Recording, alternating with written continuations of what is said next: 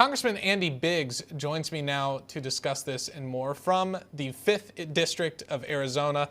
Congressman, Biden's speech last night, I mean, from we could go on from energy to the economy to oil, everything in between.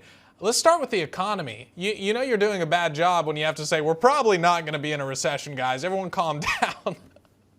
Yeah, I mean, well, I thought the big distraction there was when Tapper had to bend over and pick up the cue cards that the president dropped.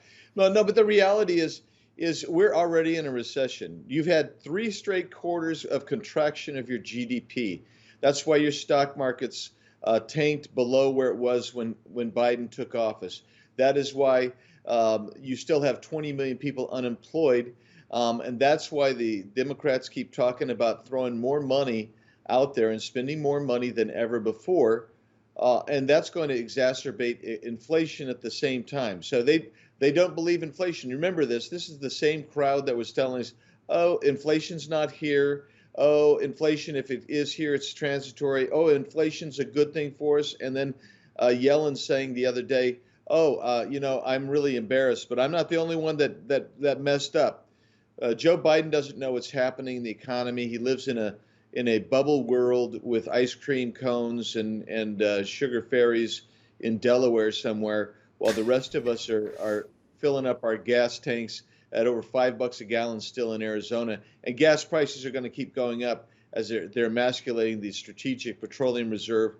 This administration, I mean, this Biden administration is so far off the beams economically, they don't know what's going on. Yeah, absolutely. And let's talk about energy for a second. Karine Jean-Pierre yesterday at the White House, she answered a question about OPEC's decision to cut back on oil, to reduce their oil production.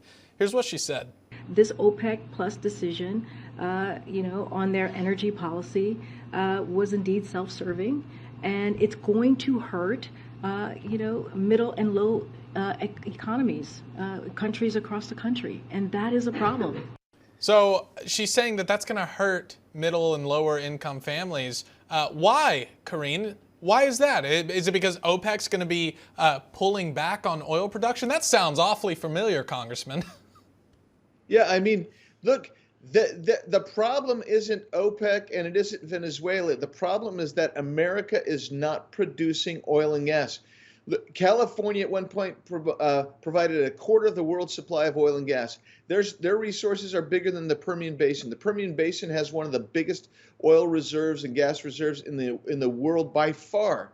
And we don't produce it because of this administration coming in and saying, we're gonna be worried about climate change, and so we're not going to do this. But we're going to beg everybody else around the world to produce it.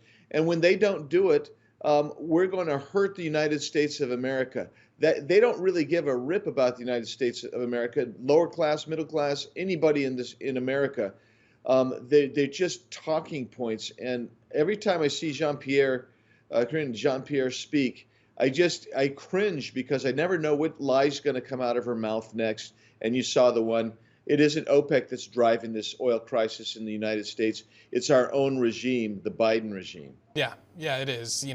Most of the crises, and I know that I get partisan politics sometimes. It can be very vague and cliche, and it's his fault. No, it's his fault, and it's his fault. It's part of the game of politics. But really, you can draw a straight line. I've been saying that on the show for a while now. You can draw a straight line to all of the crises that we have in America right now.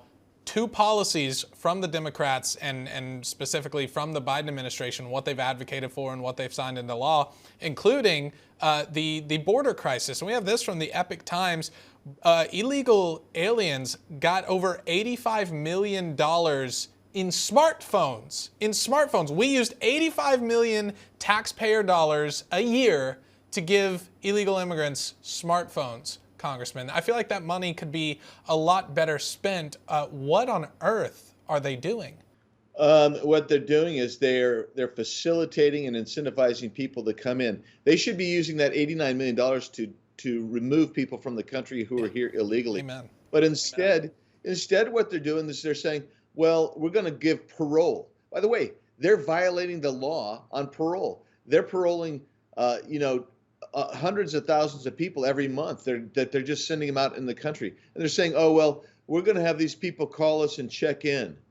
Hey, what kind of notion is that? That is nuts.